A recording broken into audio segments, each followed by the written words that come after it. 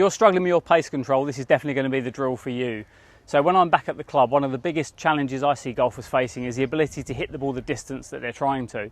And most golfers will tell me that they're leaving putts short of the hole.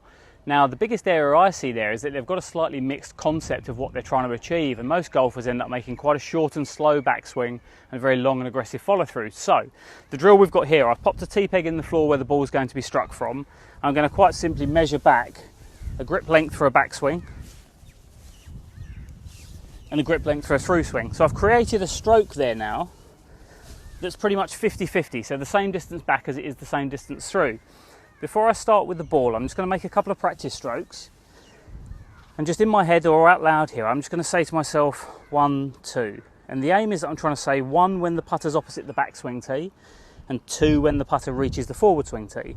So I'm creating a 50-50 stroke at a nice even tempo. So just simply it's back, it's 1, 2. Now when I feel like I've got that, I can drag a ball in, and I'm going to hit this putt just down the green here. There's no hole, I've got no intention for it to go any far.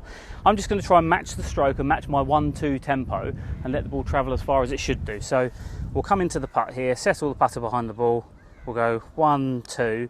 Now I'm not going to look how far that's travelled. I think that's quite important, because if you do, you'll try to match that with the second putt you strike.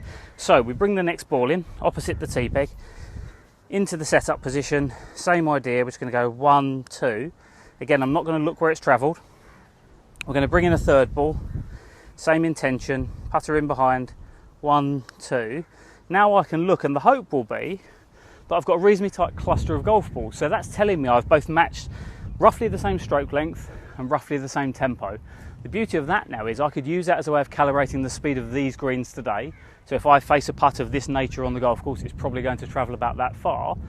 If I have a putt that goes further, I could simply add in some more T-pegs. So I might add in a second grip length back there and a second grip length through.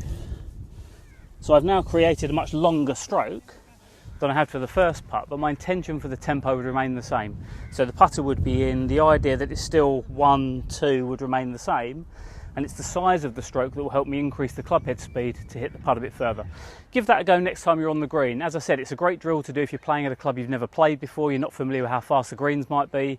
Great way of just getting your speed dialed in and taking it to the golf course.